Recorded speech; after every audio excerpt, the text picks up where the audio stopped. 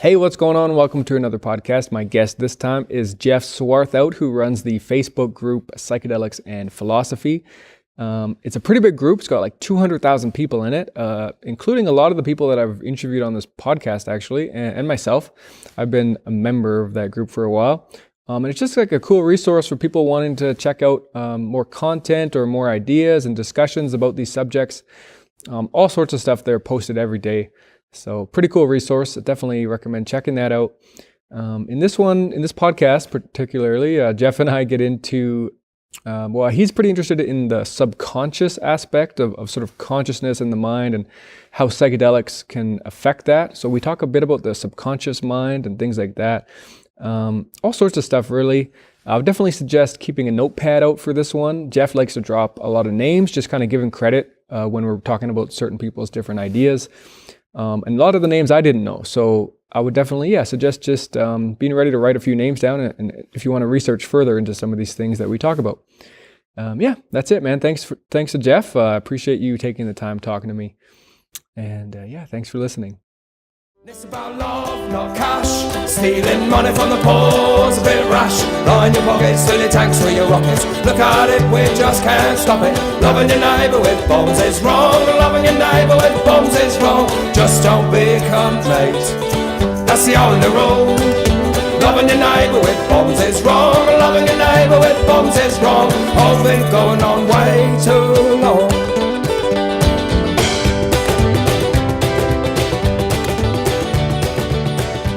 Just talking to you, I've got like some impressions. Like one is that you invited me to join this Facebook group because of what the podcast I was doing. It was similar to what you guys were discussing there. And every time I've talked with you, you're always like trying to connect me to more people, like-minded people. And it seems like that's something you're trying to do with this Facebook group, obviously, is just like bring in ideas, connect people with similar ideas to each other, and sort of create a network to discuss these ideas and to put these things out there. Is that something you do consciously, like try to link people up all the time? Yeah, I mean, it's a little of both, actually. I find myself doing it a lot. I'm conscious of it, but I still right. Maybe the start of it might have a unconscious origin or something. But just something to do. I believe that we all experience everything, and our experiences aren't really necessarily 100%. There's things that influence that we can't be right about. Our beliefs, and stuff like that. But when we get 4 or 5 people together, right, we all have different views on things. We can kind of see. You can kind of filter down to what's true, like what's common. Yeah, the objective truth to things and stuff, And I've learned so much from people, massive amounts of information from just multiple perspectives from all over the world, Right. It's a big world, and things are greatly different in many places and stuff. And when you get someone's view on a subject from another country, it's really adds light to the subject, Right. And I've just appreciated that when talking to you. Like, even when I invited you to talk to me on a podcast, first of all, you're like, hell yeah, let's do it. You're down for it. But then you're like, also, I have a bunch of other people you should talk to. Let me link you up with like so-and-so. And you're just trying to like spread that out. I just thought that was really cool. I appreciated it that you're just always trying to do that, it seems like. Yeah. I see a lot of potential in humans and stuff, and I see a lot of hangups.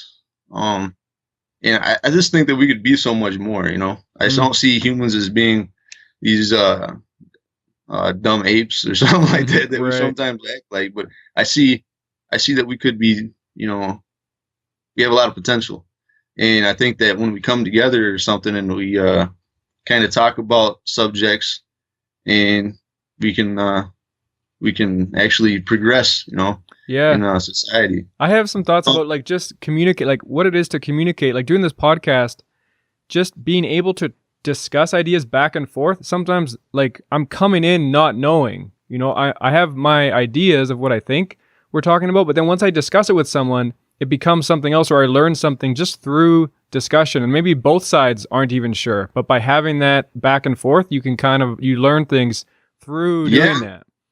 Yeah, definitely. In my group, Psychedelics and Philosophy, it blew up pretty big, like really quickly, we actually are real strict on who we let in now. Kind of. We deny probably about more than twice as many people that come in there. They get denied, and then we probably got the largest block list on Facebook. But there's reasons for that. In like the rules that we have, they might seem, like we're being some kind of Nazis or something like that. Yeah, you probably get that a lot, like every so often, people saying that. Yeah. And the freedom of speech thing, but it's not really that we don't have. It's goes along the lines of what we want to accomplish. We want people to come in there, and because a lot of people, that take psychedelics and stuff, they don't have anybody to talk to. I mean, right? They talk to people. There's, I'm pretty sure you probably experienced that where you talk to certain people and they don't want to go anything deeper than the trivial or stuff. If you start talking about something that's illegal, people get scared right away. So in our day-to-day lives, it can be hard to have these conversations. Because as soon as people hear drug, they're just like, I'm not going there. No, you can't talk about that. We're in the workplace. We can't be talking about that, or whatever. We're in public. Yeah, yeah, definitely. There's so much stigma. People fear that too. They fear, not being accepted because of the things that they do. But yeah, the rules for the group I have is, like pretty much just.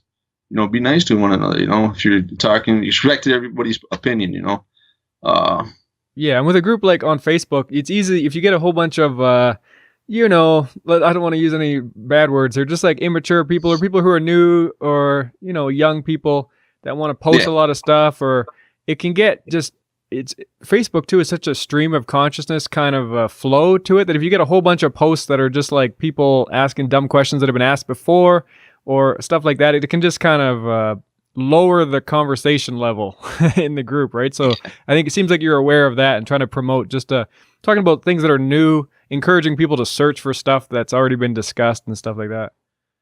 Yeah, it does. A lot of the repetitive posts and stuff like that with the same question.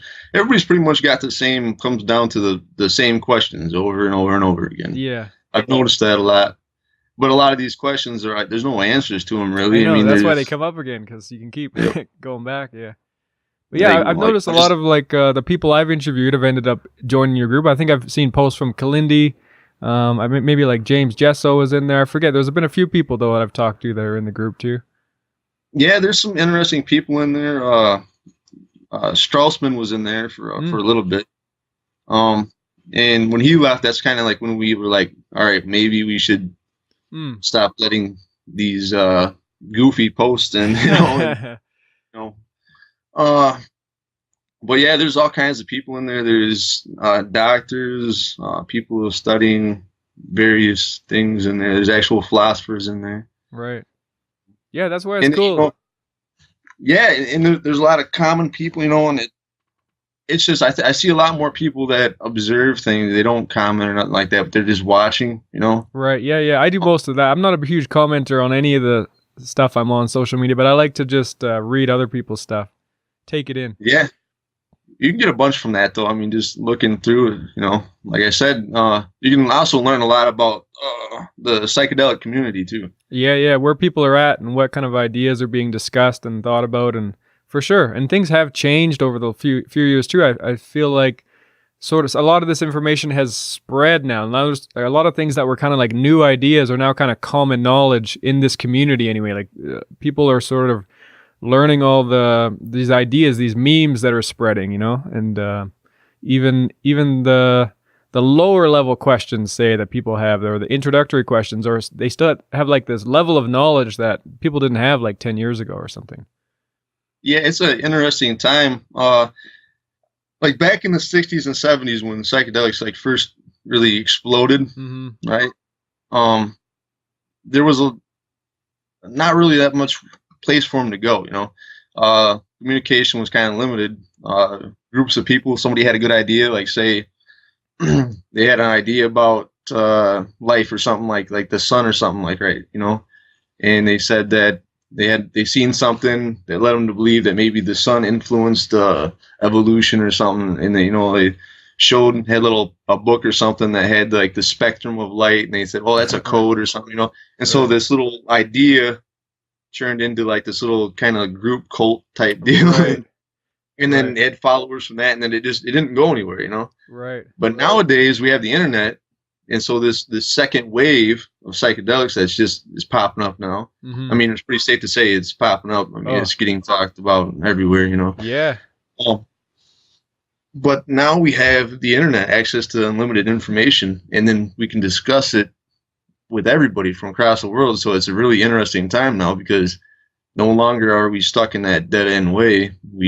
Well, it can go both ways, where like on one hand, because you have everyone who can like critique these ideas, so maybe ideas that are kind of bullshit aren't going to spread into like these groups, or on the other hand, these people who believe in certain crazy ideas can find each other, and then they do kind of start this little thing. So it kind of goes both ways, but at least we have sort of the big sort of people in the background who can just like look at things and be able to comment like that and say, "Oh no, that's bullshit. That's not how it works. Physics doesn't work that way." And kind of go into it, so you can debunk a lot of stuff too. And there's a big problem too with the bloggers and some other YouTubers and stuff like that, where if you talk about like science, right, like hard facts, people aren't interested, you know. If you I mean, it's not as fun, right? It's not as like sexy to talk about, like just like boring, like the crazy chemistry. Stuff is sexy. The crazy stuff is sexy. Yeah, right, you know? Big ideas and like with the what ifs, like what if this is another dimension? And I love talking about that stuff with people too on the podcast, and it's fun to explore those ideas. But I mean, for me, my focus has always been, at least I've tried to sort of hone it in on like, how do we use this in a productive way in our communities now? Like, how can we actually put this to use just right now? Like, forget about, you know, what if it is another dimension out there that we're tapping into when we use mushrooms, and we're speaking to aliens, and we're communicating through symbols and Mayan technology and all this type of stuff? That's great, but like, where does that put you now, and what are you going to do with that? You know? Yeah, exactly. I mean, I have a soft spot for kind of like the weird things, you know. This because of my own experiences and stuff. I mean, when somebody says, like, I've never seen a ghost, I've never experienced any paranormal stuff like that, but I have had one experience where it was really weird. So, and you know, it was when I was a child and stuff, and I know I've seen it because my father's seen it too. So I kind of got this soft spot, you know, that say, hey, maybe they did witness what they witnessed, or see what they. You're not even talking about something psychedelic related. This is like just an experience. Yeah, well, it was a UFO, right? It was a big, massive thing in the sky just above the tree lines. And when I was like 15 years old, and I don't know what it was. I'm not saying it was aliens. I'm not saying it could have been weird, though. Some experiment, but it was weird though, you know. Yeah. And when I talk to people about it, you know, the first thing they do is they that look. So I have a soft spot for them, you know. Yeah. Where I live, I live in the Yukon, which is up like by Alaska in Canada. And here actually, I don't know what it is about up here, but it's UFO sightings and stuff are like popular, not just popular, but people take it serious up here. Like there's been some like group, like people in different areas all reporting seeing the same thing. There's like a whole bunch of cases like that. There's like a woman up here who just like it's like her mission, she's made it to just like document people's UFO stories. So she got like a permanent ad in the newspaper, just like, call me with your stories and I'll write them down for you and I'll do this. And I've had so many conversations with people up here, not just ghosts, UFOs, and even Bigfoot. There's some people up here who really take Bigfoot seriously too, and because there is a lot of wilderness up here, a lot of unexplored territory, and there's a lot of people hunting and being in the bush, and I've heard some fairly convincing stories of all of that stuff. And definitely the UFO stuff, it's often stories about like not like meeting like an alien like face to face, but like machinery or like spacecraft or just like things they hear or see, like crazy lights flying through the sky and like just weird patterns that like no, like it's not a plane, not a helicopter, and they don't know what else could do something like that. But I've heard lots of convincing stories up here. Yeah, it's definitely interesting that the amount of people that see things is you know, I'm not saying I don't know what it is. I'm certainly open to the possibility of they may be aliens or something, because it's a big universe. I mean, it's kind of foolish to think that we're the only, you know, out of the billions of stars, trillions of stars. You know, it could be infinite. We don't know, but we're the only life. Doesn't really make too much sense, you know. No, I know. So it's easy to be open to that idea. It's just hard to know for sure, though. It could be, you know, the government or something too. Certainly, there's they've withheld information in the past of technology. You know, they kind of don't inform the public of when they have something that's advanced. And we're in a weird time too with technology and stuff too. We're at a kind of, I feel like it's going to explode. We're at the like the pinnacle of something, or the riding the wave that's about to crash, or like there's something about to happen. The balloon's about to pop or something. But yeah, you never know, like talking about like government technology or just something that's not public. Like even as I was talking about how it's, you know, it's not a helicopter, it's not a plane. In my head, I'm like, well, it could be a drone, I guess, because drones can kind of fly like that. And maybe this was back before drones were popular and they were sort of underground and being experimented with. And who knows, maybe that was what people up here were seeing, or, you know, who knows? My experience, what I saw was, it was so odd that I was just like, and the light coming from it was odd too. Like, I can compare it now to, like LED light, you know how they have that white bluish light? Yeah. Back then it was kind of an odd light to see. Right.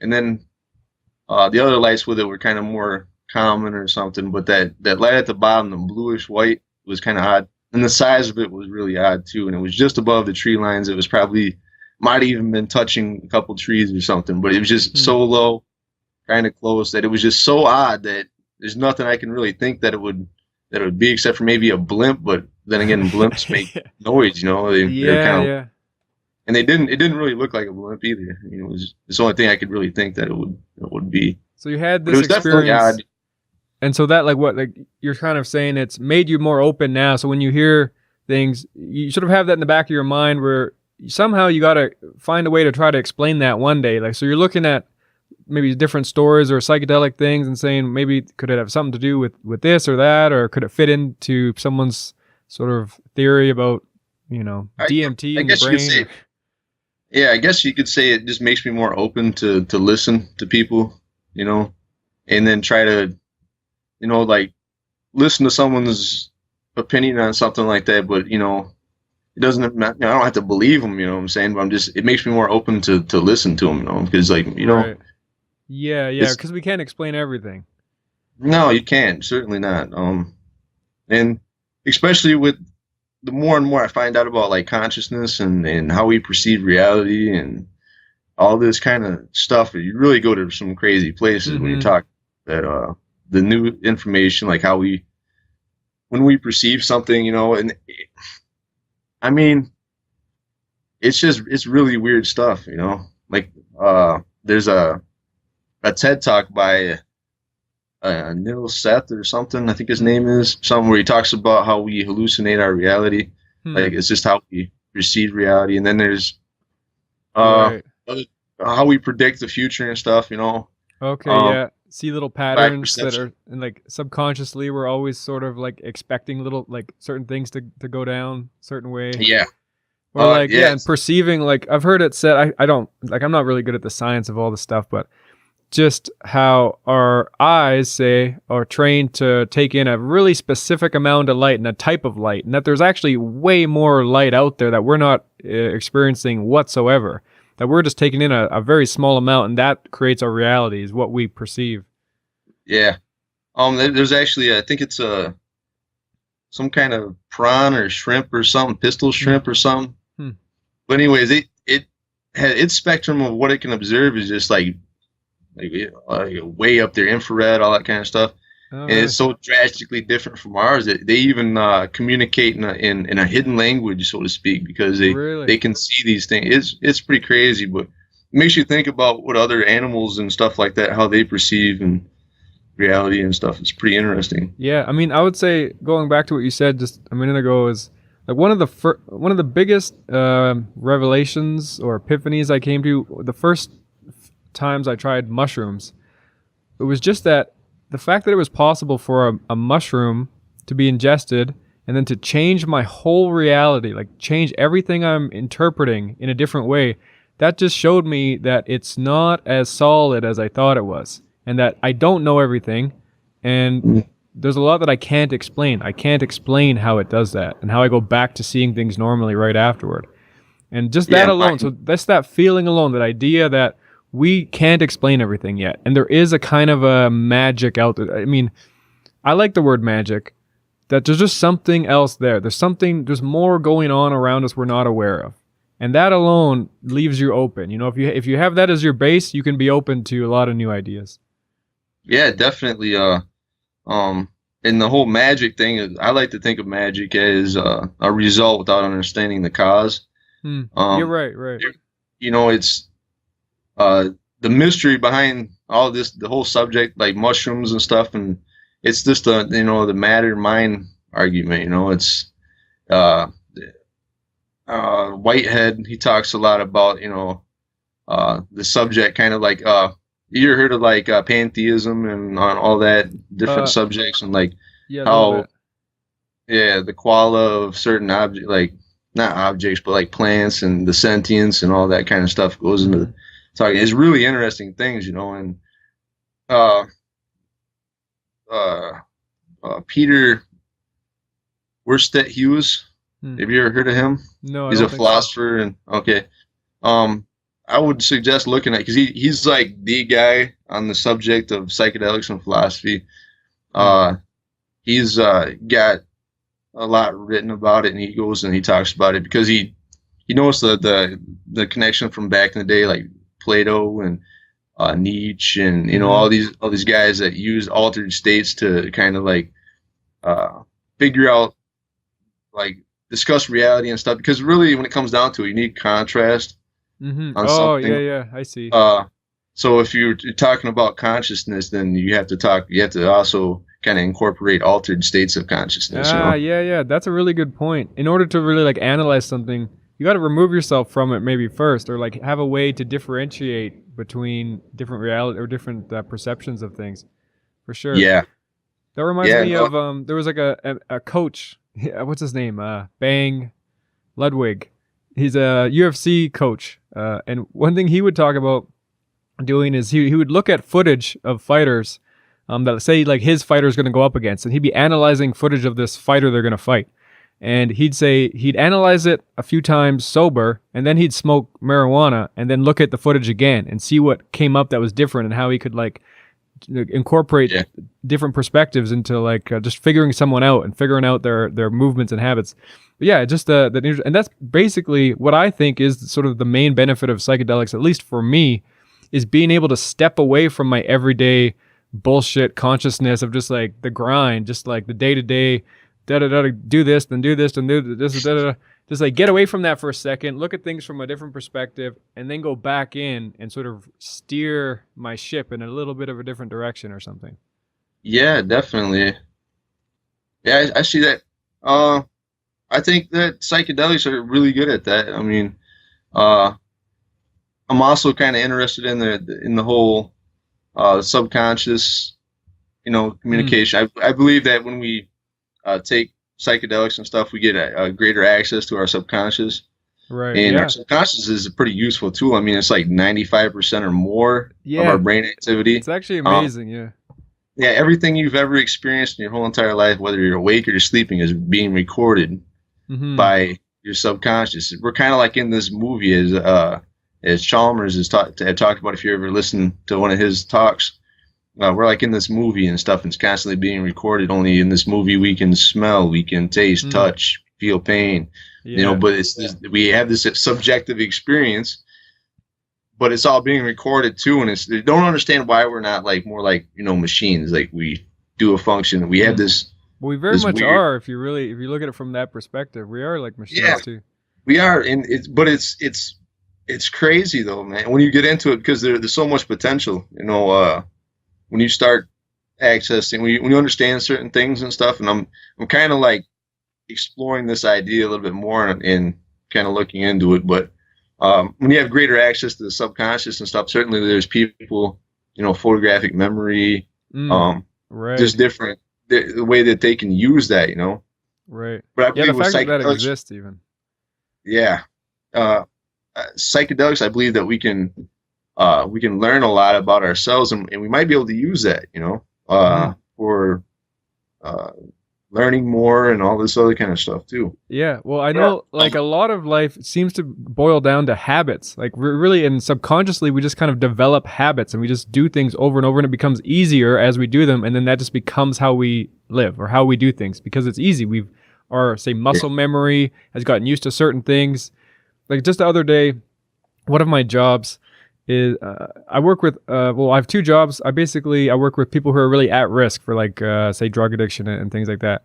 But one of them, I just have to enter data into a computer, and it has like a bunch of like buttons on the computer, and like it's just for like what we're say I'm helping someone in a certain way. I just record just for statistics, like what I've done with that person. Oh, I gave them a coffee and I talked to them about sort of housing problems or whatever. So it's laid out on this computer. And just the other day, they rearranged where the buttons were on the computer. And I didn't even realize how ingrained I kept hitting the wrong buttons constantly because I was just not even thinking about it. It was just my subconscious. We're just like, that's the button there. Boom. Oh, crap. That's and it threw me off for the whole entire shift that I worked because it was just so habitualized in me. It was hard to break that. And I feel like psychedelics, that's where they can come. You can break those habits in other ways, like bigger habits that we don't even know we have. Mm-hmm. Yeah, it's the way I like to explain the subconscious mind is like driving when you first learn to drive. You're really focused on it. You can't even really have a conversation. You're kind of, if something happens, you're usually distracted and it just screws you up, Yeah. But then later on, you're, eating a pizza and talking on your phone. Yeah, totally. Have a conversation. Yeah, driving it's such a complicated thing to learn. I was just thinking about that the other day. I was thinking back to like whatever it was, I don't know, 15 years ago. I was just learning to drive. And how hard it was. It was so hard, and you got to put in so many hours to really learn it because it is complicated. There's a lot going on, four-way stops, and you got to think about all this stuff. But now it's just second nature. It's so easy driving. Well, yeah, the subconscious kind of takes over, and you're not even really consciously driving. It's really just you're aware of it, but you're well, there's those times you just like kind of like come to after like half an hour and you're just like, where am I now? Oh God, was I even paying attention? Like, man, your mind can just drift. Yeah, martial artists have really picked up on that, and that's kind of where the repetitive motions, totally. Muscle memory and stuff you're talking about. That's really long time ago. That's how the basis of martial arts started. Really was they realized that the more you do something in a repetitive manner, the faster you can do it and do it without thinking, Yeah, and then you can be creative. Then you don't think about the movements. Then you get into that sort of that flow state or whatever where you can just let it fly and where you're just reacting and your body just does it for you. Yeah. But I mean, as important as that is, I believe it's also important to experience new things constantly, Mm-hmm. That's where excitement comes from too. Like I feel like people get miserable if they're stuck in the same shit over and over. Yeah. It's kind of like another thing I'm interested too is like how to make kind of like make a setting for people to follow kind of to achieve certain goals and stuff. Like say they want the personal, the self-reflecting experience, or then you probably want to stay at home or something like that in the dark room, the McKenna type deal. Right. So you're talking about like using psychedelics.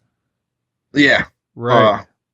But and then like if you want to understand, the world around you, I'd say go out in nature and all that kind of stuff. But there's also different avenues too. Like I was talking about the subconscious and how you can learn about yourself and Did you watch that Joe Rogan and Paul Stamets Yep. podcast? Yeah, I heard that. Yeah.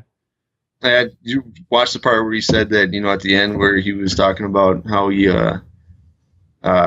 took a dose and he was with a bunch of friends. Then he wound up having these visions of like this apocalyptic scene and all this about cows dying or something. Cows dying and stuff. Yeah. Yeah, that was really interesting. But I got to thinking about that. It was like how could that be possible? So I looked at it more, and it kind of made sense though, really, because Paul's a guy that he's really out in nature and stuff like that. So subconsciously he's racking in all kinds of information and stuff. And I think maybe he predicted it. His subconscious predicted, because subconscious is always constantly predicting things. Right. So we get information stream sometimes, and feelings, intuition. Yeah.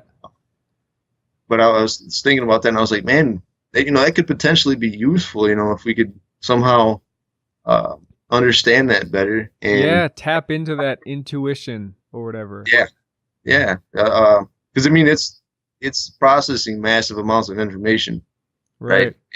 It makes these predictions. All the predictions don't always come true, but they're the best, most likely outcome. Yeah, and it makes me think of a couple things, but there was someone I interviewed a while back. Her name was Rebecca, and I just always remember she told me basically like her sort of philosophy on life, or I don't know how she put it exactly, but basically she believed in synchronicity, and that's like what she followed, kind of was like intuition and synchronicity. Once things start happening that seem like way too coincidental to just happen randomly, that's when you're sort of on the right path. Or that's what at least how she chose to live her life, was sort of trying to hone in on good things just happening, and just believing, having faith that that's sort of how things work and that things will play out. Maybe, you can point to a lot of that being sort of a subconscious thing, like you say, like we're just taking in that information and then it just plays out sort of. And actually, it reminded me of just the other day. This was kind of weird to share, but I had a dream. It was just silly. It was like a stupid thing, but it was this weird that it happened. So I had a dream. Long story short, a pretty crazy long dream and everything. It was right before I woke up. I was at this moment where I had a cup of my pee. I had a glass of pee, and I for some reason in the dream I had to drink it, and I was just disgusted by it. I was like, oh my God, I don't want to do this. And I did it, and it wasn't, I remember feeling it didn't taste that bad, but I really didn't want to do it. It was just disgusting. So I drank this pee, and then I woke up. I think I was so disgusted, I woke myself up. And then the first thing I did, I had my phone, I went on my phone, I went on Instagram. It's what I do sometimes when I'm tired and I first wake up. I just go browse Instagram. And the first thing I saw was like this comic about drinking pee.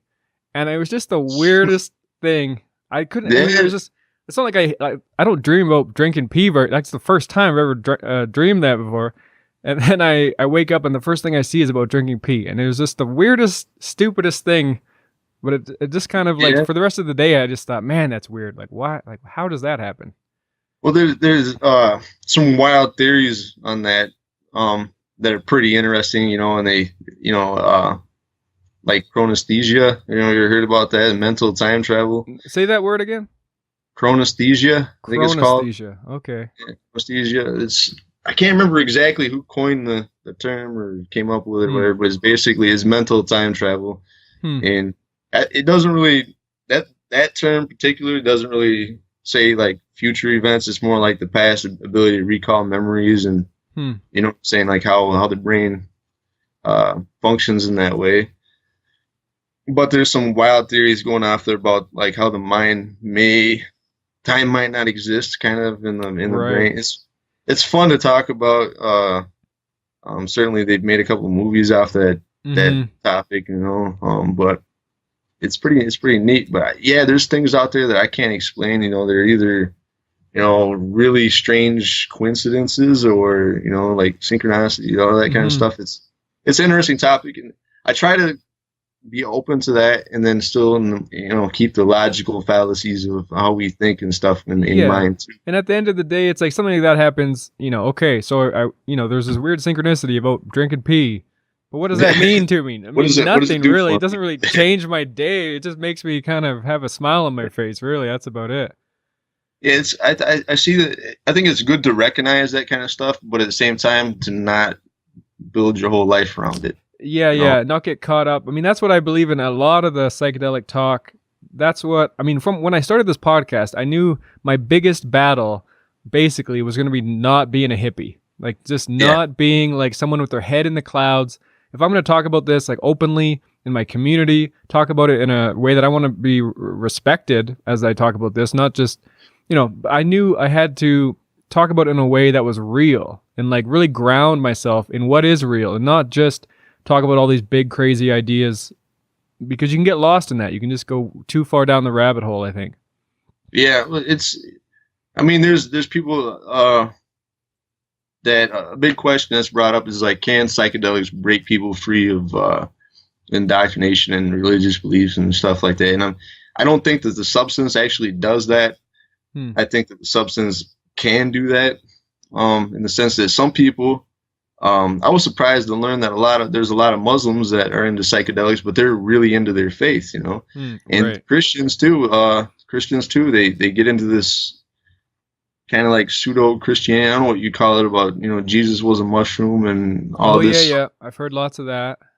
It can kind of like drive them into the religion deeper. And then there's other people that hop out of the frying pan and do another. You know, they kind of break free of their beliefs before and then jump into something else that's equally.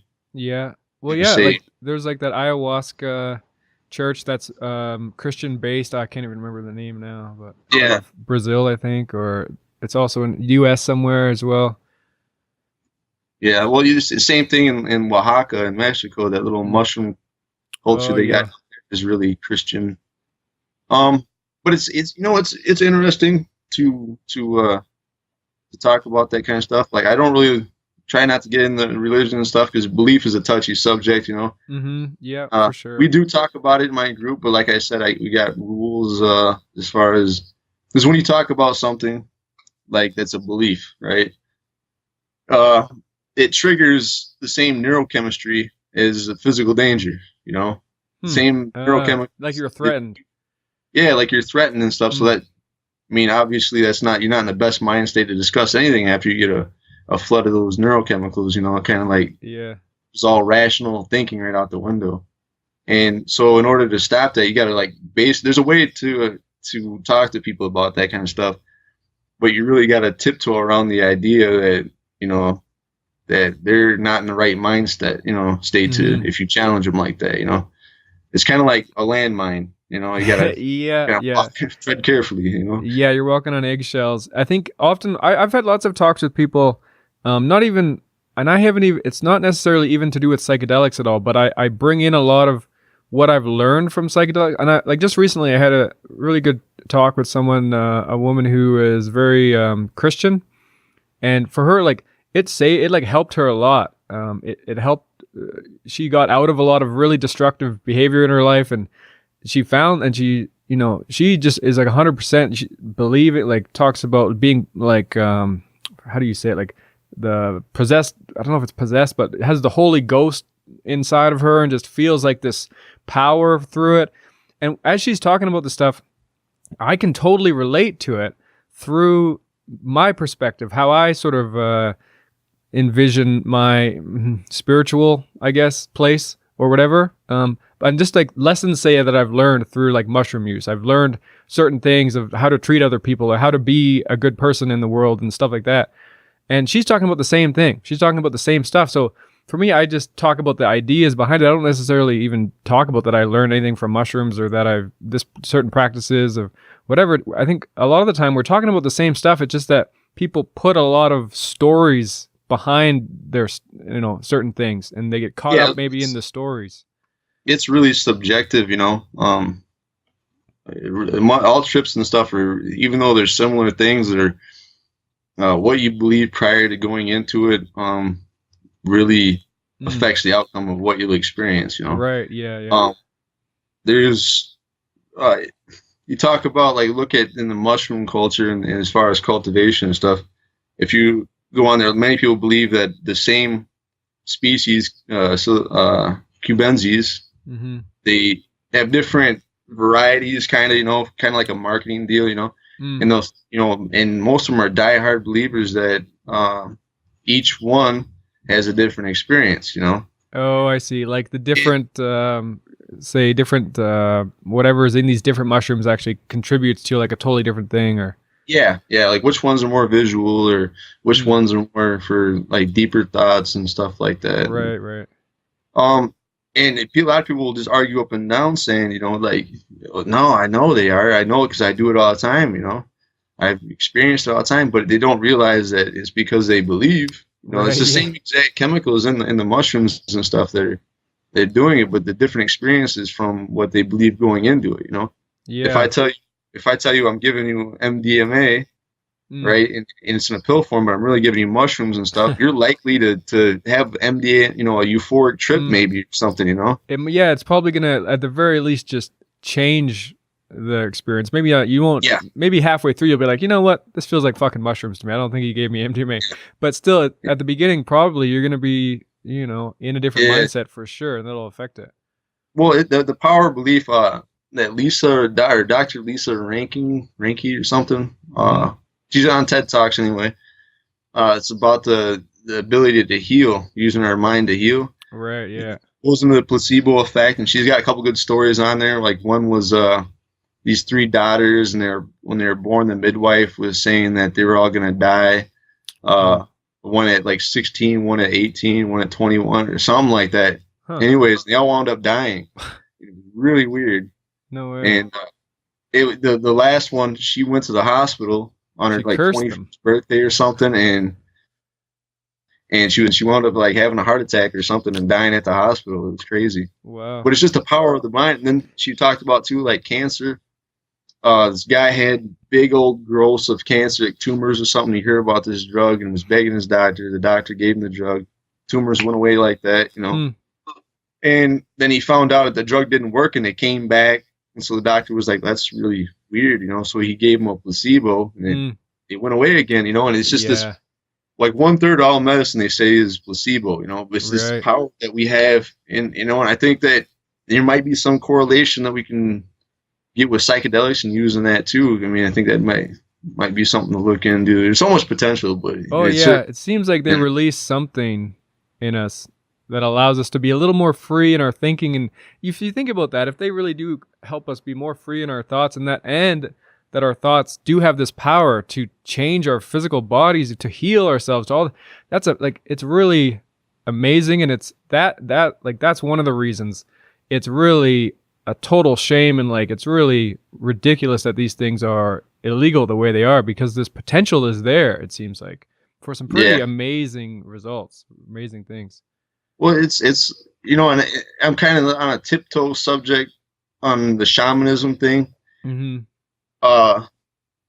because if done properly, I see that's a good way to do that, to heal people, and to because that belief that they have that you're giving them a person that they respect and stuff, so that information that they're giving you is kind of respected. So I kind of like that idea, but at the same time, I kind of like the idea that if we just talk about it, and realize that the belief influences your experience, your body, all that kind of stuff, your ability to heal.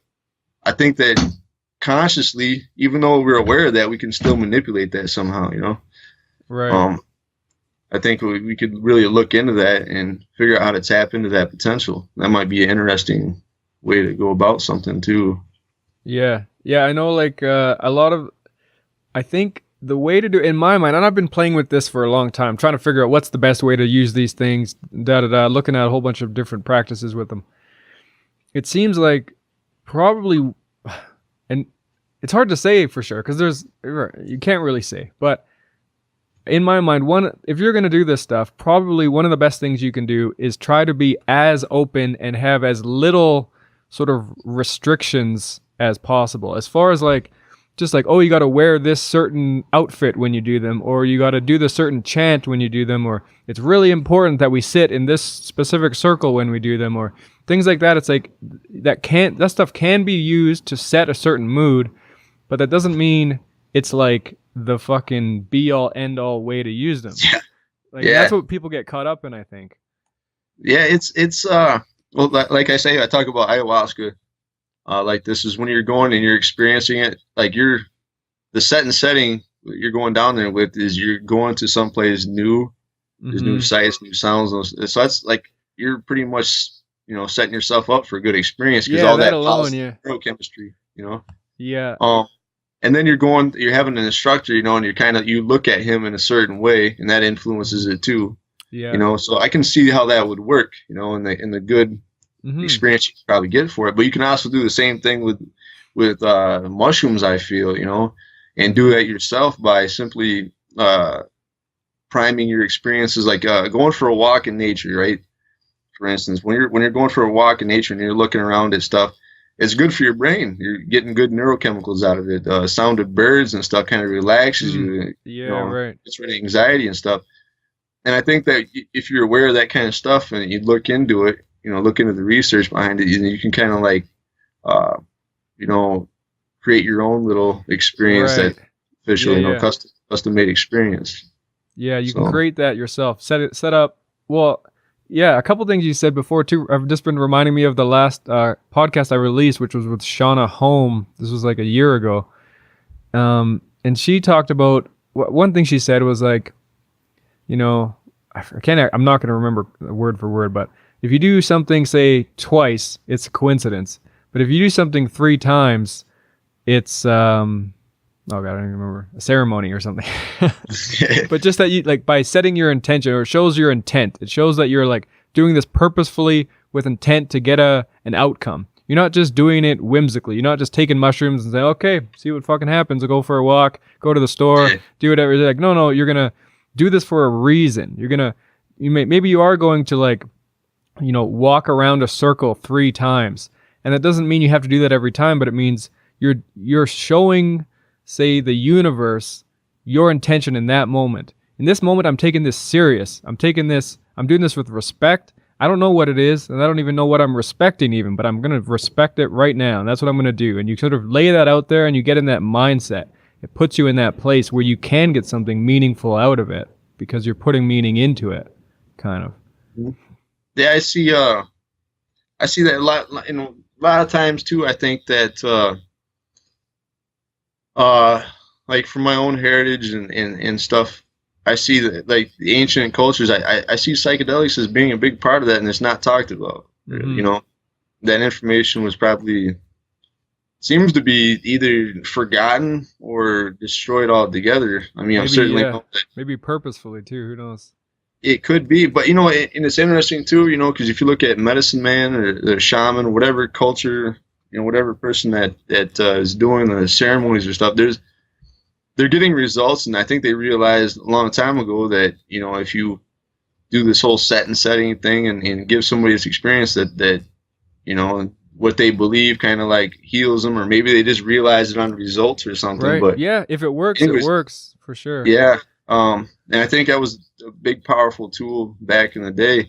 Then you got to realize that knowledge was probably pretty guarded too. You know, if you had knowledge of what mushrooms made you trip and which ones killed you, then it's pretty valuable knowledge. You know. Yeah. Well, yeah, I think if I was gonna create like and this is something I've thought about one day doing, maybe like facilitating mushroom experiences for people in order to, you know, for them to get something out of it.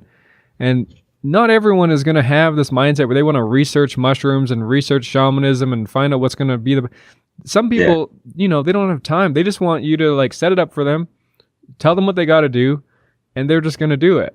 And so in that sense, sometimes you just create a situation where it just makes it easier for people. They'll buy into it, you know, and at least to a certain extent, and they'll just, you know, create something relaxing enough and show them that they are safe enough so that they can let go and just relax into their experience. So that, you know, you can't, if I was going to have, say, like these people who do ayahuasca retreats, you're going to have like a new group of, say, 15 people come in every couple weeks or every month.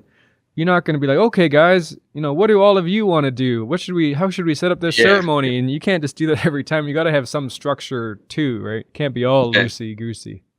Yeah.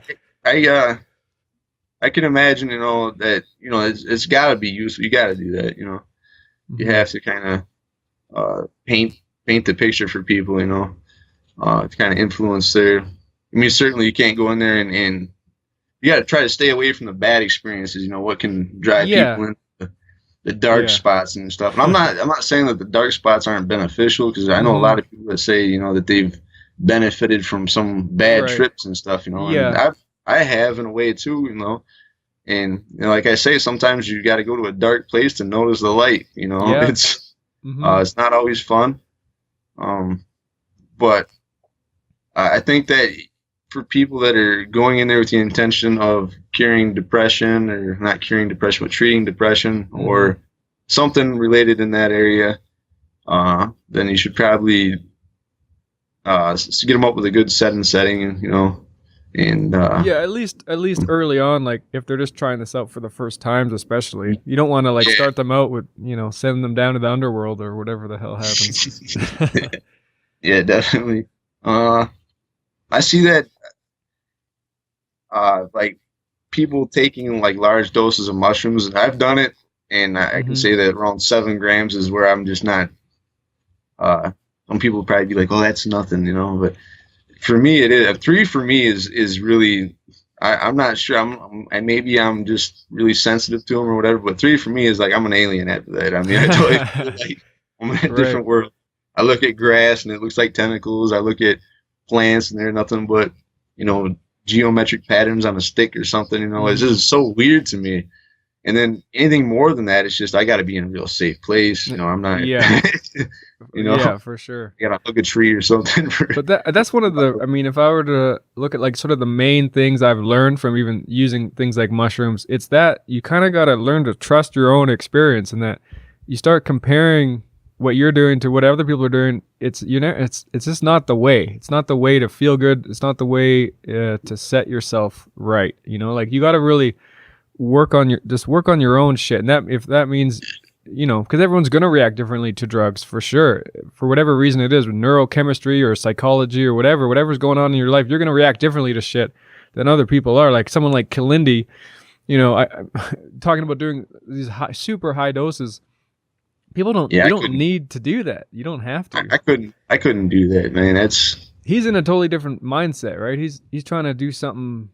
That's amazing that he can. Yeah, I know. I've watched him and I've spoken with him and stuff. We have different beliefs on certain things, but I certainly respect his courage and the jumping out in the middle of that ocean, so to speak. Yeah, he's just going for it, and that's what that's what's working for him. But I think, and obviously by him talking about it and sharing it, people are going to be more intrigued to try that too. But yeah, I would really stress. Please, people, don't just jump. I couldn't imagine someone just jumping into that though. You'd think you'd have enough sense to be like, yeah, maybe I'll start with 4 first, and then I'll go. There's always people that they're the first to jump off of things. They don't think they're just looking for that. Yeah. So, but people get benefits from. People get benefits from microdosing too. So right. Yeah, I haven't even tried that yet. One day I'll try that, I think, but I did, but it really, I'll tell you what, with mushroom, I haven't tried it with anything other than mushrooms, but I can tell you with mushrooms, it kind of gives me if I didn't have nothing to do, it wouldn't be that bad. When you get something to do, you I kind of find myself kind of my thoughts are wandering kind of, so I can see it be good for creativity or something like that, but not anything physically where you got to do, because I just not motivated to really do anything afterward. But so someone might say that you took too much or something. Yeah, it wasn't small enough of a dose. But I think I agree with my perspective personally on mushrooms is I'm going to use mushrooms when I feel like I need a sort of a reset or something in my life. It seems to be really helpful for that. And actually, I haven't used them very much in the last couple of years. And part of that is because in the last couple, I took a year off of this podcast. A big reason for that was I had to put my life in order. And that meant working my ass off for a while, doing a lot of shit that was not that fun. We bought a house, So I'm a homeowner now, and I got this property to take care of, an old ass house to fix, and I had to learn how to do a whole bunch of stuff that mushrooms were not that fucking helpful for. I had to drink coffee and I had to get up and like do a bunch of bullshit work that like really psychedelic states of mind are not going to help with that. Like if you got to just get shit done, that just, like say the other day I had to take out my truck battery because it was frozen solid because it's cold up here. So I had to take this thing out. So I just had to like get a socket wrench and like unscrew all these.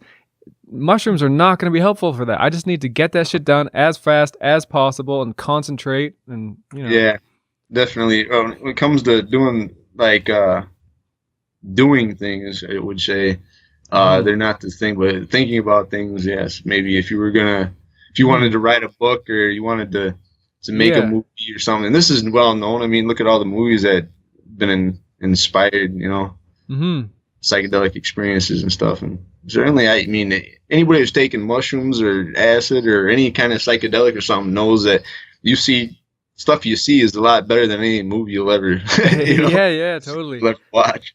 And that's their creativity kind of comes in with sometimes trying to just like recreate some of those experiences, just like even whether it's painting or whatever kind of whatever outlet you have. People are trying to do that.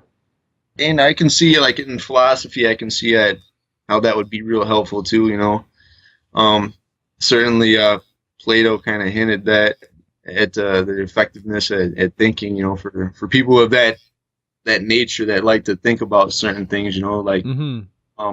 He drank that stuff, Kikirion, or was it Kikion or Kikion? I can't remember the name of it. Some drink anyway. You know what I'm talking about? Like it was reported that they were using something, but we don't know exactly what was in it. Exactly. Yeah, Albert Hoffman thought it might have been ergot from the barley fields, which is what LSD comes from. Yeah, but I'm not sure if it was that or not because of the ergotism. That's kind of a. No, I've heard different theories about the psychedelics. It's funny hearing about it. Like when I was younger, it would often just be sort of like dismissed or just like explained as like an alcoholic beverage. But that was because I think that was mainly because that's what was accepted in our culture. So people were just like, oh, well, they wouldn't be doing drugs. It must have just been like some wine or something, So I heard that a lot when I was younger, but well, you could, it very well could have. It just doesn't seem like it. The states that he talks about, because he was like one of the first people to ever give like a trip report, kind of, in some of his writings. But they went to that temple of Demeter, and it was the Dionysus is the god of intoxication, of course. So that might hint to alcohol or something like that. But he later said that like something along the lines of any true philosopher is a worshiper of Dionysus or something like that. Those are the ones that studied it right in the right way or something, so to speak. So he was saying that basically an altered state is the right way to go when you're talking about philosophy. And I can certainly see that, it being good, in a way to get that contrast with the reality and stuff. But there's other philosophers that did it too. You see, there were the Quincy, Schopenhauer. They were all like used opium, Nietzsche, and stuff like that. They kind of like got into the weird stuff, like altered state, not really psychedelics and stuff, but Huxley, of course, he was into psychedelics and stuff. But I can see how the people in that area can use these in a different way, not necessarily for healing or something, but just for right. When it comes to consciousness, like altered states is something you really got to take seriously if you want to understand it, and we don't really understand consciousness that well. Right. So, and as far as the whole legal thing, I wish that they would at least get it off of Schedule 1 over here, It's just crazy. I mean, it doesn't fit in there, of course. If you've ever read the drug laws or anybody that has, I know. Clearly see that's not, It creates so much, I mean, I like preaching to the choir kind of thing. Like it just blows my mind. And it had, that's why I started the podcast basically, because it was so ridiculous just as a young person growing up. And you just see that so many people are using this stuff. But our cultures are so hypocritical, and just like it's weird because people accept that they are sort of like, people have this feeling, I think, that they're like bad people, that they're like a bad person. So they're like, oh yeah, I use these drugs, but yeah, they should be illegal because I'm just a bad person. and I probably shouldn't be doing them. So, and some people like, I'm thinking of not just psychedelics, but like people who use like cocaine and stuff. Kind of like I've talked to people who've used cocaine, and I'm like, well, you've used it and you're fine. So maybe these things should be changed from their legal status, and they're just like, well, no, I just fucked up and I shouldn't do that. Yeah, well, you got to look at when in history, like Freud, he was big into cocaine use, and there's a bunch of other, and it's been used medically in the past too. I mean, there's but I think it's more like the intent on using something. Like I don't really necessarily see opiates as a bad. I'm saying opiates as like for pain. Right. I don't really see them as a bad, but they're so harmful when it comes to addiction. Like they're an easy trap to fall into. And so I think that needs to be, addressed. I think more harm reduction needs to be. Yeah, because obviously, like you talk about something like that, like, yeah, these things can be addictive. So you're a criminal for using them, and we're going to lock you in a cage. Yeah. How does that follow? Like, oh, these things are dangerously addictive to you, the person using them. So we're going to lock you up for doing them. It's like, isn't the person suffering enough by being addicted to these fucking things? Do you think they want to be addicted to them? Like, I think they're creating a lot of criminals too just by doing that, and it's a lot more harm. The war on drugs that Professor Nutt, when he talks about that, wish his name wasn't Nutt, but he's David Nutt. Yeah, he's got a lot of good points and stuff like that though too, about how the drug law, the war on drugs, is actually really harmful. Yeah, is making these in lots of different ways too. Yeah. I mean, basically, though, what it comes down to is like these substances are illegal. You're putting them in the hands of criminals already that are just interested in making money.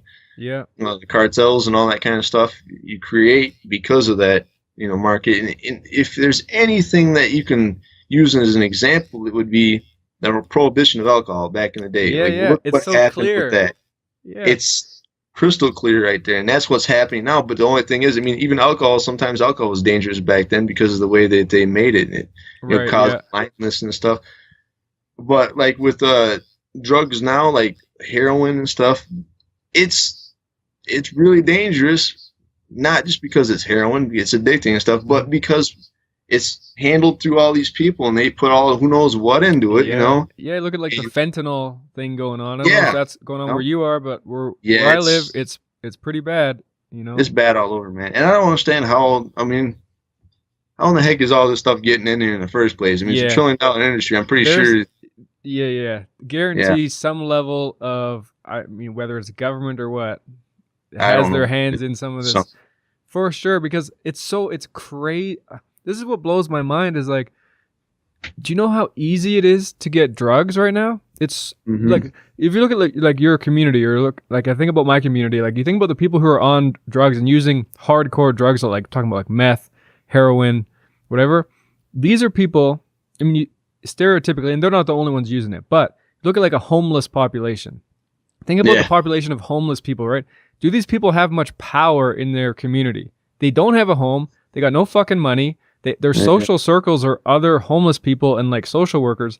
Yet these people have been able to find drugs readily available. They can buy whatever drug they want. So what does that say about our culture? The people with the lowest amount of power are able to find these drugs. I don't think the war on drugs is working very well. It doesn't seem like it.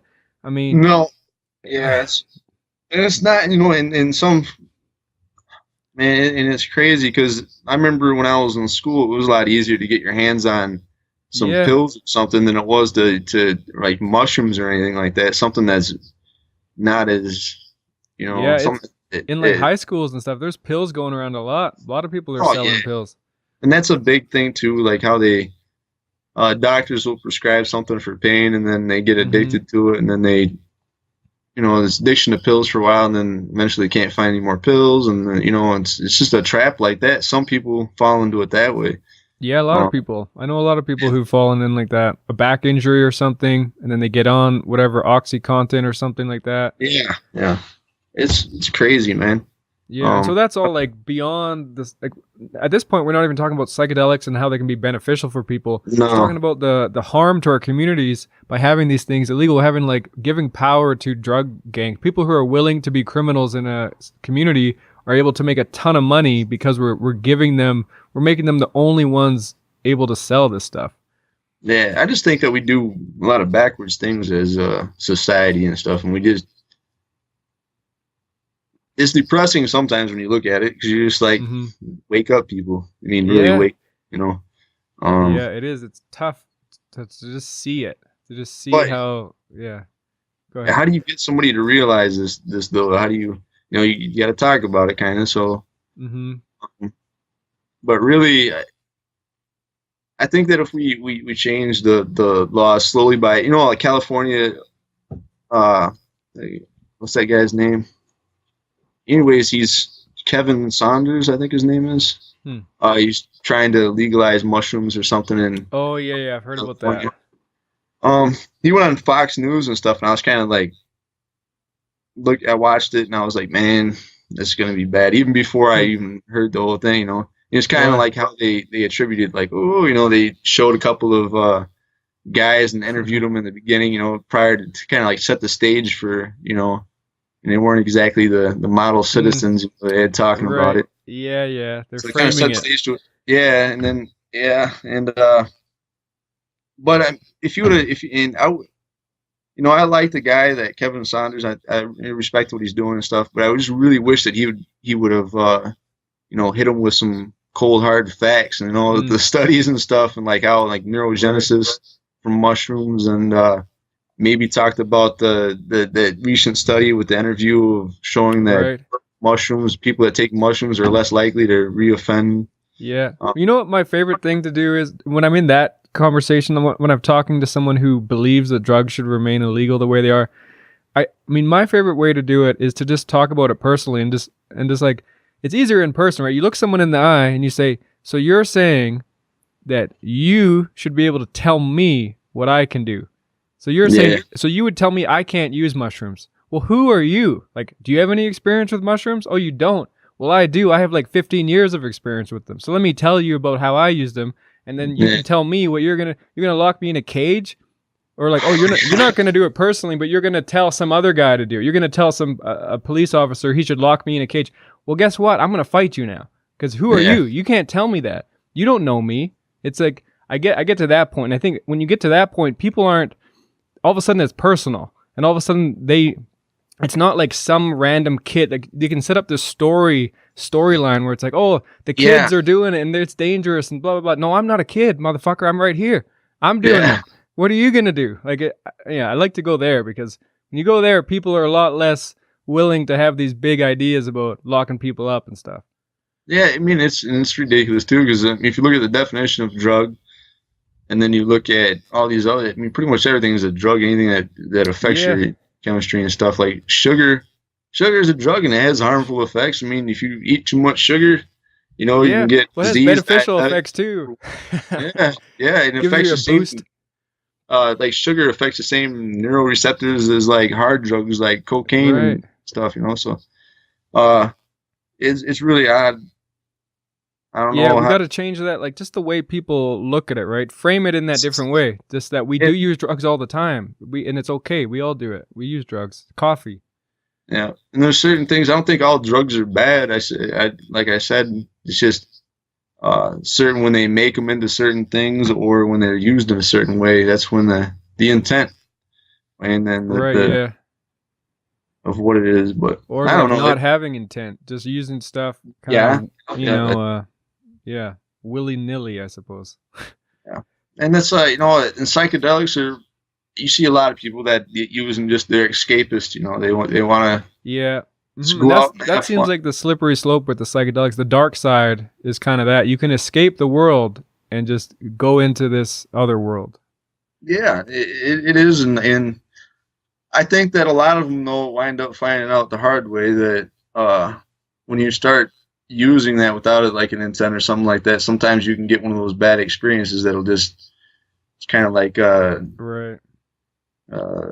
wakes you right up, kind of like, okay, maybe I shouldn't do it. Like something, a dark trip or something like that'll happen to them or something, Well, I've heard of people reporting like experiences.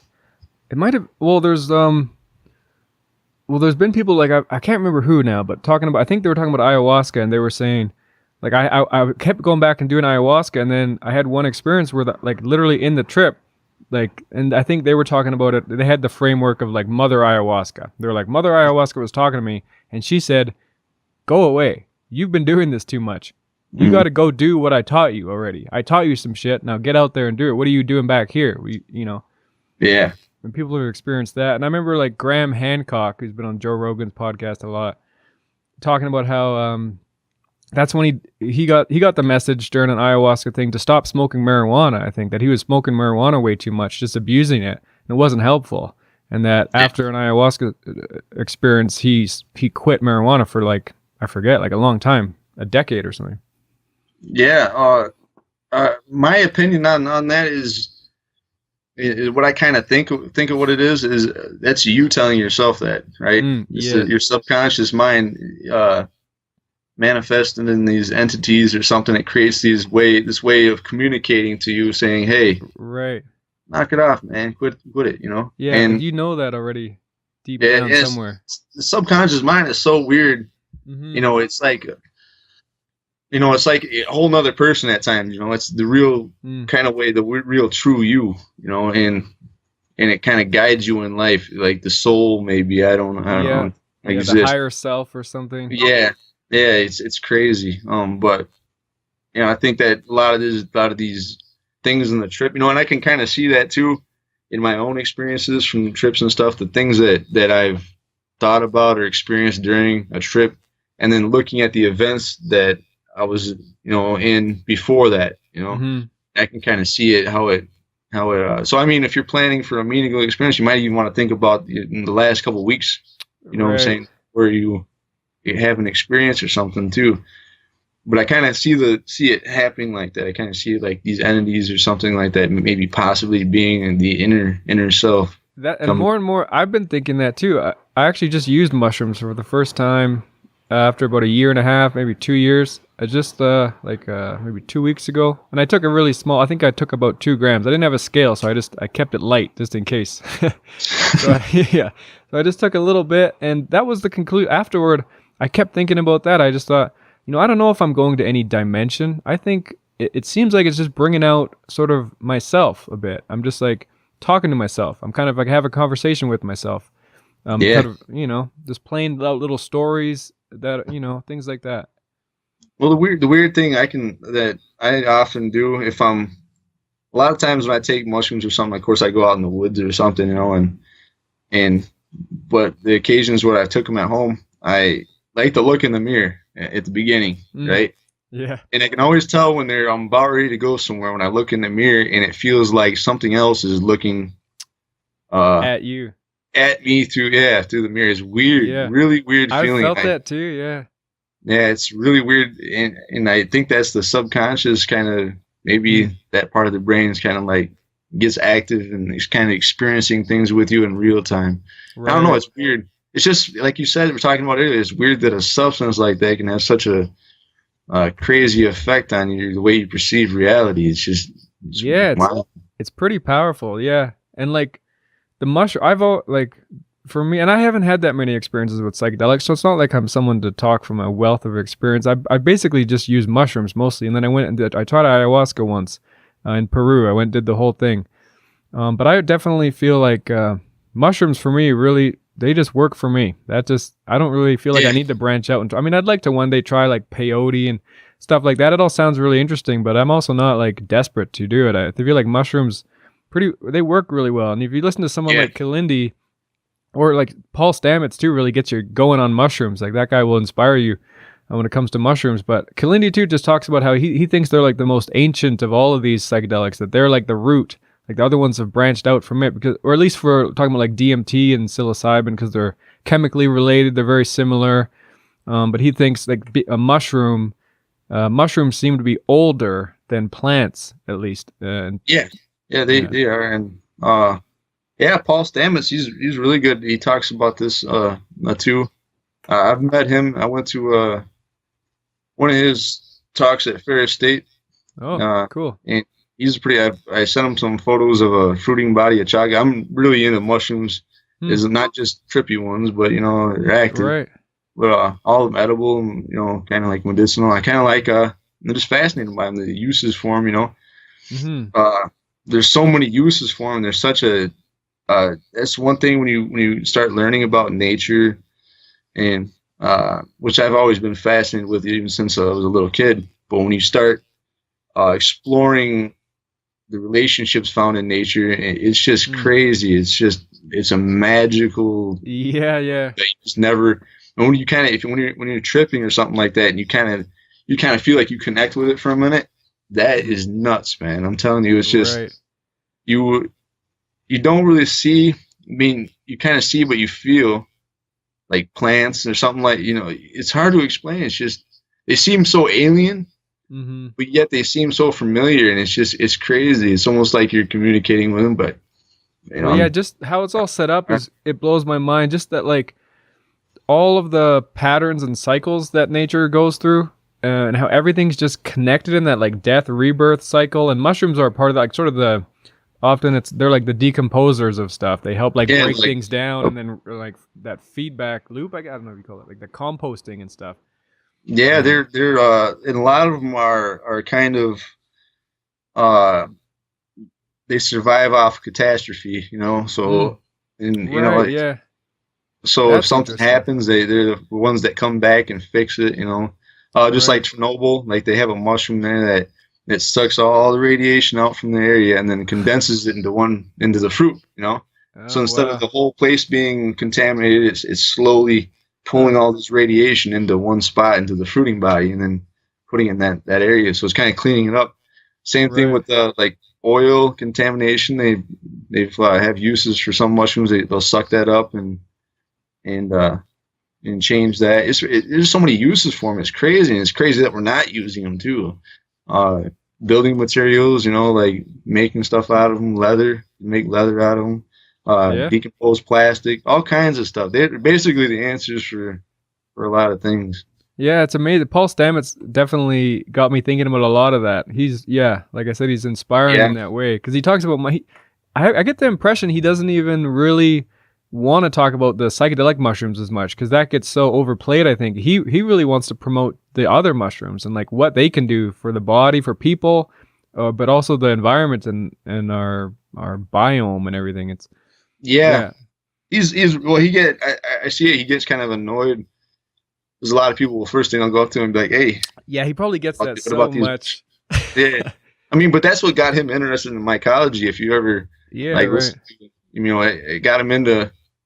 So I mean, he has respect for him and stuff, but it's just like he's like, "Hey guys, that's just the start of it, dude. It gets bigger than that. I mean, there's more mushrooms out there that do amazing things, in the physics that we can actually use." He sees the potential in psychedelics and stuff, like mushrooms and stuff, but he's like, "Hey, that's nothing compared to all this other stuff, Yeah, so. He seems more inspired by the other stuff for him personally, and which makes sense. But yeah, he has that one great story I've heard him tell. He told it on Joe Rogan's, but also I've heard it say it before, where he was up in that tree, and there was like a lightning storm, and he cured his stuttering habit, his use of psilocybin mushrooms, which is a powerful story. So obviously the guy has respect for that experience too. But he talks a lot about that. He just came out with a recommendation kind of stacking psilocybin and lion's mane, Ricium. Right. Yeah, he talked about lion's mane on that podcast too. Yeah, because it does that same neurogenesis type deal, and he was talking about the niacin to flush it out to prevent certain diseases or disorders, I should say. But it's a theory, but it's it makes a lot of sense when you look at it. It's kind of interesting. Yeah, that neurogenesis idea, that's an idea I've thought about often, and it's pretty interesting. So that's something psilocybin magic mushrooms have been reported as being able to do, is promote neurogenesis and people, like the regrowth of brain cells. They're looking at it as like a possibility for people with like Alzheimer's or dementia and stuff like that. And then this lion's mane mushroom, Paul was saying, could do similar things in terms of that. It's actually been, I forget if there was a study on rats or what it was, where they showed that they could regrow brain cells. Yeah, they're doing studies on on that. I think you were just talking about they're just getting funding for that to do it. They got like 2 million or something to be able to do it. But anyways, yeah, a lot of interesting things on that, and it's just not only that though, but the ability to reset these neural networks and stuff back to the way they should be, because like PTSD or depression or something kind of like makes these new, whatever we do the most kind of like makes the main causeway in our brain kind of like that. And when we take the substance, it kind of like resets that and back to the way it should be, kind of. So, like we were talking about before with just building habits, our brain does that too. You take the easiest route possible or whatever, the path of least resistance. Yeah. So our brain networks even do that, which is crazy. So if you've developed a pathway in your brain, like, oh man, I don't even know, like think of an example, just like you do one thing and then you do something else, or when you think about a certain thing, you also think about that next, and then that just becomes the pattern. You always do that. And then these, like some of the studies on like brain mapping with psilocybin, they've showed that what it does is it helps other parts of your brain talk to each other that normally don't communicate. It opens up communication networks in your brain. So one thing that I find interesting about this neurogenesis idea is, to me, I always wonder, like sort of like chicken or the egg kind of thing. What came first? And I wonder if it's because it's letting you think about things and then that's creating these new networks because you're actually consciously thinking and then that's creating the networks, or if it's kind of like the networks form first and then you're having these thoughts because the networks are formed. I just find it interesting. I don't know. Because obviously, like we were talking about before, your what you believe will influence your body and promote healing and growth and stuff like that. So it's just fascinating thinking about it. Well, if you're going to talk about like psychedelics in any type of academic way or something, then you really got to look at things like psychology, neuroscience, and philosophy. All these things together, and it's like a weird combination. Maybe, I don't know, but it's just to fully understand this potential, you got to look at a wide variety. Even further than that, though, you might have to look into, you know, the natural world and stuff, and how, you know, because I mean, we're not the only. There's other animals and stuff that seek out altered states. I mean, it's kind of like something that, and that's weird too about mushrooms. I'll get into this too. It's the lateral gene transfer, horizontal gene transfer to be able to produce psilocybin or psilocin, or, you know, it's weird, man. It's weird that there's so many species that have this, that produce this compound, you know, and there's a few different ways it could be possible. It could be some type of bacteria or something like that infected and allowed this horizontal gene transfer to take place. Horizontal gene transfer. What does that mean? What is that? Well, it's just that the gene that causes it to produce psilocybin or psilocin is present in different species that aren't necessarily related. Oh, you know? okay, I see. You know, and it's weird that happened, because like mushrooms produce like so many chemicals. We don't even know how many chemicals there are, you know. But it's just weird that these specific ones are found not necessarily in the same species. Right. But different areas of the earth, even, like all over. Yeah. And there's, like I said, there's a couple ways to do that. There's like a bacteria can certainly transfer that sometimes. Or it could be some kind of catastrophe, the shotgun method, you know, where the mycelium that was in the dirt slammed together with other mycelium, and then they kind of, when they're repairing themselves, they kind of take the DNA of another one, and I see. You know, so there's ways, but it's really odd, though. I find even looking at why do they produce this? Like, what is the purpose behind producing something like psilocybin? I mean, you could say, why do plants produce DMT? You know, exactly. And DMT too is a similar thing, where DMT is found in all sorts of plants too, in smaller amounts or higher amounts, but still like a wide variety of grasses and stuff like that. Which is crazy.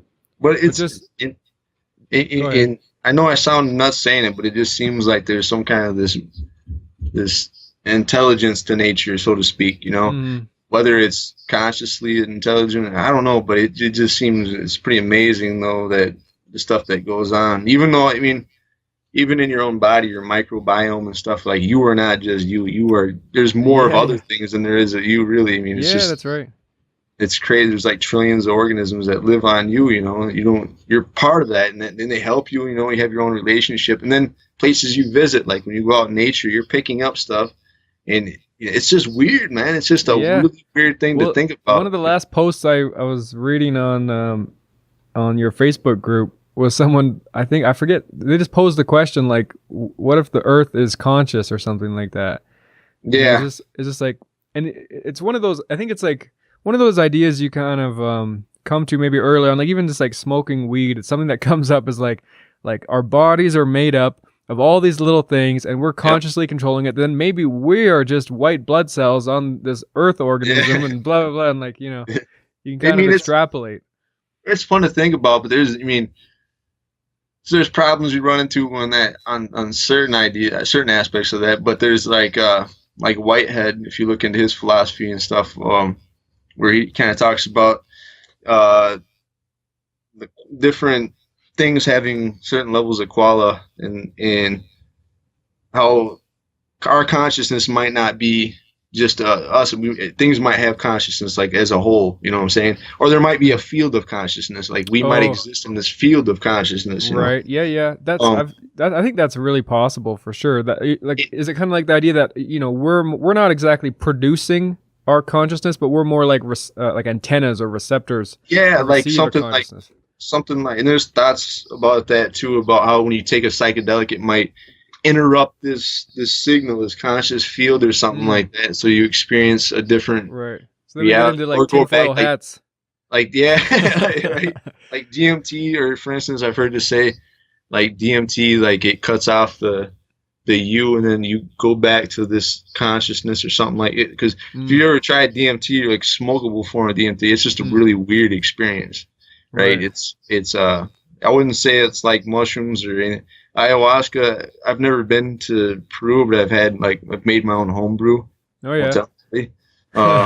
Yeah. But it's a different experience. But the whole smoking DMT thing is just crazy, man. It's just, and I'm not saying I like it really either, just because of I don't really get nothing from them. But it's an experience, I'll tell you that. But yeah, but it sounds. I mean, I haven't smoked DMT. I've used ayahuasca, but not smoked. So it just blasts you to that point so quickly, from what I understand from people, and that so you're saying it kind of like cuts off who you are like pretty quickly, and you go to like you're this other place or you're this other thing all of a sudden. Yeah, when they have this field of consciousness theory, and it's part of philosophy, like Whitehead's philosophy. There's so many weird little branches of that, like little ideas or something, and then they explore all these little ideas, and some of those ideas are kind of dead.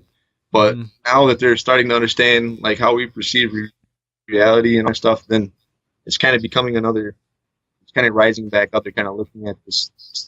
So his field of consciousness, like what are sort of the basics of that? Kind of just like that there's like a hive mind kind of thing going on? There's that we don't exist. We exist as a bunch of little consciousness kind of things, you know, and they come together and they form reality for us, for other things. And then there's so many different like little levels of that too, because then there's the field of consciousness where we all produce things around us because of this field, of whether we produce it or our life produces it or something.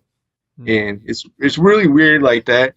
That's one thing. So like the idea that like we're not only taking from this field, but we're contributing to it too. Yeah, something like that. Kind of like how a cloud on a computer or something, you know, like a cloud that exists out.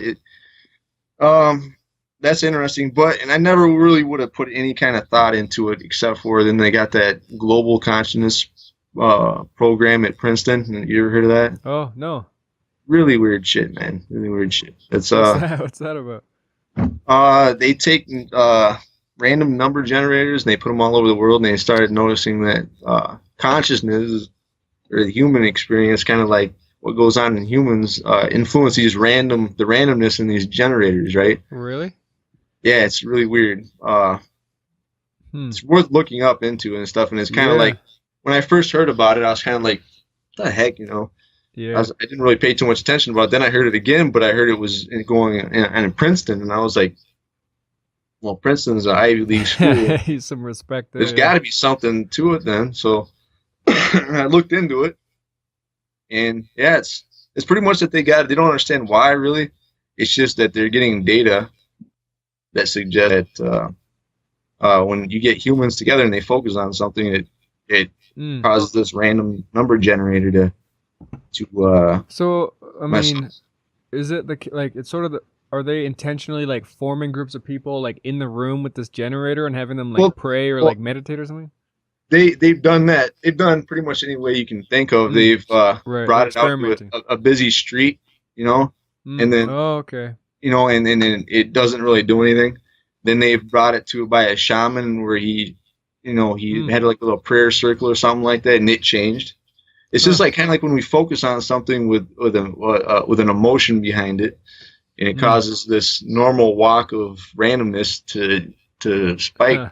And most notably was they have data from Princess Diana when she died. It was really weird spike in that.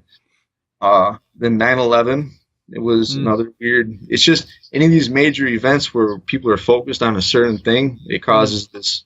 It's just really weird. I see. It just has like it gets into that territory of being pretty out there, you know, talking about this stuff. It's not. But yeah, like we were saying early on, it's okay to go down these paths and be open to ideas too, because we don't know. Yeah, exactly. It's just I don't personally, when I look at these, I'm like, hey, check this out. This is kind of weird, but I don't form my whole belief system off of something like that, you know. Yeah. They say one thing about it, and just because you don't understand it doesn't make it. It could be something else, interfering with it or something, maybe, possibly. But it's interesting to look at, and then when you understand like different philosophies on consciousness and like the field of consciousness theory, it's kind of interesting. To look at. I mean, it doesn't seem. Well, on one hand, it does seem pretty out there. On the other hand, it doesn't seem that crazy that we affect the world around us, and we're affected even by how we think and how we are perceiving things, and what we're putting out there too, for sure. I mean, that's something. Again, with the Shauna Holm woman I talked to, another thing that stuck with me was just her idea about spells. I just found it interesting. She was talking about spells as just language, like just using language to put things into the world. That's something you can even go back to things that McKenna would talk about, and how our world is made up of language, and that we're really forming it even by creating language. It forms what we're perceiving. Like consciousness too probably has its roots in our form of consciousness. Probably has its roots in language. If you think about it. And the spells thing. It could be something to it. Using the belief, and the words too. Like it's interesting. I mean, even like one of the ways she put it was just like that we can be kind of under a spell if you look at like even like say the media putting us under a sort of spell, like changing how we're thinking, changing who we think we are and what power we have, like sort of like it's like a demoralizing sort of like a widespread demoralizing of people. Well, it's if you look at the media and people that watch the news they're the most difficult people to talk to. 100%. Avid watcher of the news, and they believe that the world's gonna end. It's horrible times right now. Yeah. They have this sense of impending doom. Something's about to happen. But if you look at it in the reality, it's the safest time to ever be alive, man. Yeah. Yeah, it exactly. If you look throughout history and then you look at now, we got it made pretty much, Yeah. But people are just you get used to things so quickly, and people just get used to this and think it's, Yeah, well, the news realized a long time ago that people focus on, it's where our brains work. We focus on negative stuff. Yeah, because what do we need to fix? It's a risk. Yeah, it's a defense mechanism, and it's a risk.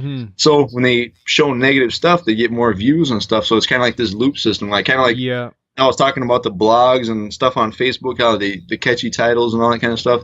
It's all this way of drawing attention, but it's sensationalism at the same time. Yeah.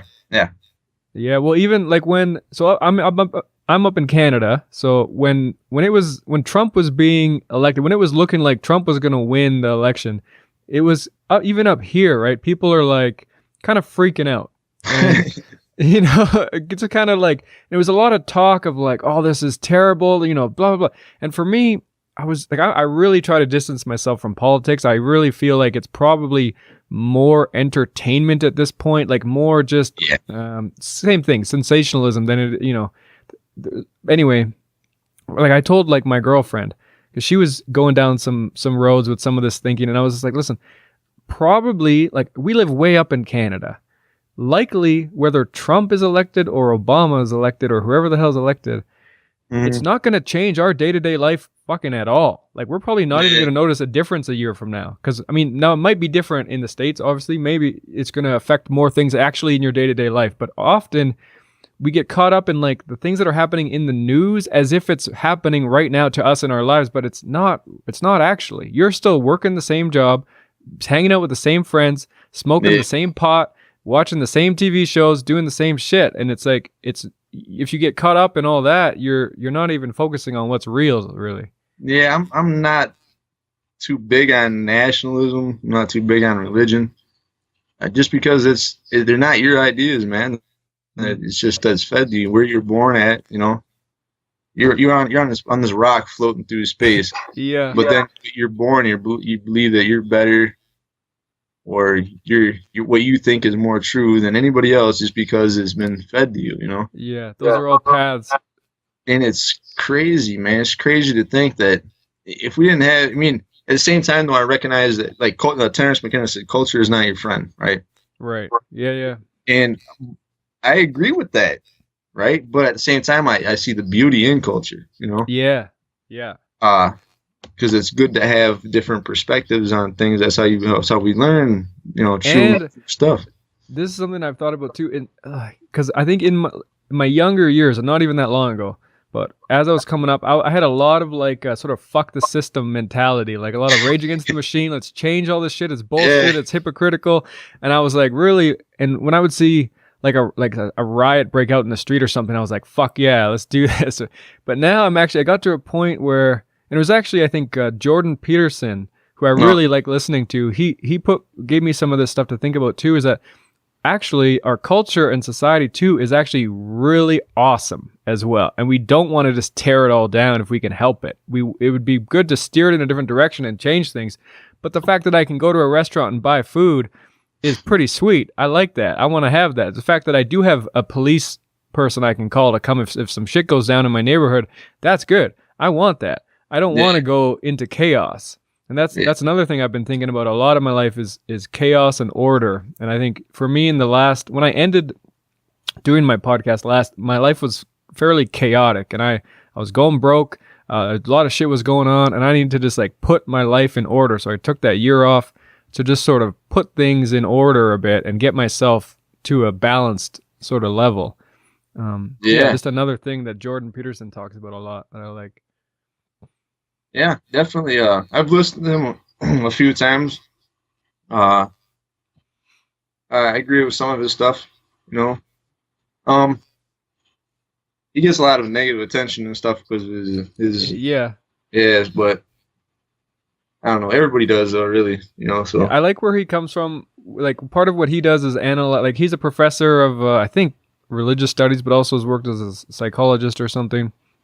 So a lot of what he has been doing is breaking down stories, and a lot of like biblical stories. He talks about like archetypes of different, you know, like the hero story or the Joker or things that are sort of repeated a lot in our culture that we take these into ourselves. We live out these stories, these sort of main storylines that are always, we see them in movies constantly. Like they're always repeating. If you break movies down, they're all like a lot of them come down to like about 4 or 5 different stories. Really, there's not a whole lot. It's crazy. I totally agree with that, especially like with like the Marvel comics, like Avengers and all that. You can see kind of, it's really weird, but you can see it. But it plays out the good and evil, the hero's journey, like tackling fear, like just standing up to fear, even when it looks like you have no way out. You just don't give up, you know, stuff like that. Yeah, it's brainwashing you, man. It's brainwashing. Yeah. But yeah, and I don't know, man. It's pretty crazy though. I mean, like it's just when I look at at religion and stuff, it's just so crazy to think that when we looking for these answers or something like that, we look behind us. We're marching forward in time, but here we are walking backwards, looking at the past. Yeah, yeah. And I mean, if you've ever walked backwards for a long time, you're gonna stumble, you're gonna fall. And it might be fatal. I never know, but it never really ends that well. And if you look towards the future, for these answers and stuff, I'm pretty sure you're gonna get somewhere. Yeah, I agree with that. I've tried to do that a lot in my life too. Yeah, it's good to know where you came from, and stuff. But certainly, if you're trying to get somewhere, it's going to be more effective to kind of focus on the future versus looking at the past, so to speak. And we're in a really weird time. We got some AI stuff going on. It's kind of weird. Could be good, could be bad. Don't know, but it's certainly going to be interesting. Well, that's what I view like religion like that too. Is that say if you say this Bible shows what God is and who Jesus was and all this stuff, that should still be there. Then if that's at the base of our reality, then that God you're talking about should still be there today, and I should be able to show me now. I don't want to read an old book written in like before Shakespeare. I can't even read Shakespeare. Don't give me the Bible. Like that's too much. Yeah. And I look at that with these psychedelics too. People are, I think, often they get stuck on like, well, who used this in the past? We got to find cultures who used mushrooms in the past and then study what they did. And to study history is a good thing because you don't want to repeat mistakes. But I think also you can just march forward, and if they figured out how to do it in the past, we can figure it out now and get to the same conclusions, find the same places, get the same, we can find new things. We don't have to go backwards. I mean, it's like you certainly wouldn't drink mercury like they did back then, and has you can't just look at the past and just a lot of people do that, right? The rose-colored glasses. They look back and they want to, it happens a lot. Like the paleo diet. Oh, we got to eat like caveman did because they had it right. Like what? How did they have it right? Like they're living in caves. Yeah, no, definitely. But I gotta go, man. All right, yeah. I enjoyed this though, man. It was pretty cool talking to you. And maybe it's good to meet you. I'll get prepared or something like that, and I can kind of figure out what people want to hear or something. And we should do this again for sure. What I should do is I should write down all the topics or something, that come up with questions or something. That way, we can do that in the future too. But I like just talking too. My favorite thing to do is just honestly just talk about shit. Yeah, the flow. Because different things come up, and I think it was cool. Yeah. So I mean, people to find you on that Facebook, it's Psychedelics and Philosophy, or is it Philosophy and Psychedelics? Psychedelics and Philosophy. There's a page in a group. There's a couple groups. But it's a closed group now, right? Yeah. There's two closed. There's the main one, and then there's a second one, and then we got a community project group too, and then the page. The page is kind of like if you comment on there, somebody else might be able to see it. So. Oh yeah. I see. The group is closed though, so.